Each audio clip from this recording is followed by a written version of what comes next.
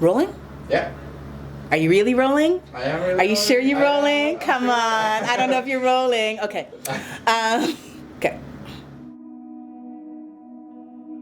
My identity is Black and Indigenous. I don't have access to the information about my original culture.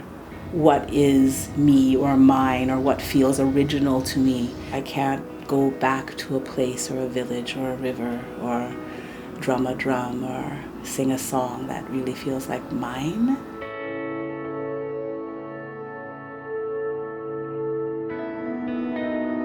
My favorite book is Alice Walker, Temple of My Familiar. And in the very beginning, there's a quote from the main character, and she says, "If they lied about me, they lied about everything." It really was the base of the decolonization of myself. They lie about Black Canadian history. They talk about there never being slavery in Canada. There were slaves in Canada. They talk about racism not being so bad here.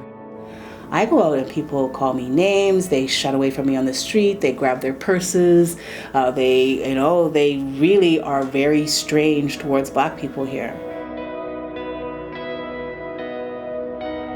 Part of my solution was to retreat and not be around them. Why would I go to my house to be abused every day? But I got bored. And so at a certain point I was like, I will re-engage with the society as messed up as it is.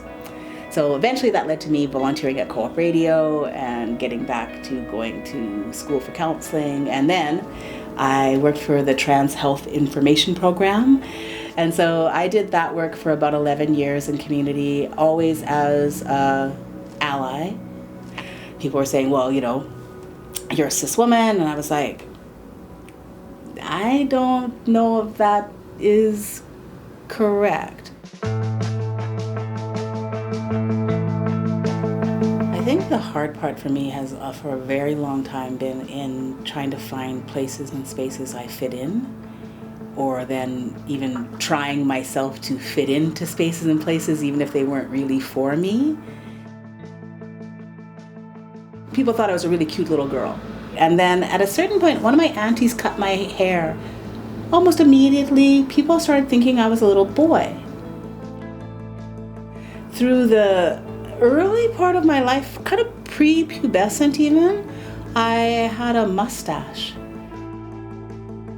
Even my mother would try to feminize me. There's lots of pictures of me as a young child in wigs, because my mother had a fabulous wig collection. But I spent 30 some odd years of my life trying to be a girl. And I don't think I was super successful. My outward perception was I was failing at my presentation. As I'm older now, I look a lot like a cis woman now, but I often still look down at this body and go, where'd you get those? Wow. I think the book Temple of My Familiar really gave me room to understand that I wasn't necessarily going to be one thing. And so, it's a really interesting relationship I have with this body and this colonized body. Yeah, I'm this little girl that looks like a little boy, and then I'm this really glamorous femme girl that they make up, and I'm this other person in the middle, and all these other creations through different times and spaces in my life. So I identify as gender non-binary at this point, but really it's questioning, because as I said, if you lied about me, you lied about everything. And so then you told me that, there's two genders and there's boys and girls. Well, I think you're lying. Well, thank you for being here. Thank you for interviewing me, Garima. It was really great. Thank you. Can I give you a hug? Yes, please.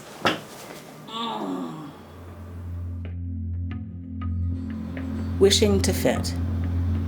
At the hairdressers, longing to feel a part of Black community, joints to see the faces and the rhythms in the voices, wishing to fit. Straight Black culture firmly erasing my queer, Black, kinky self.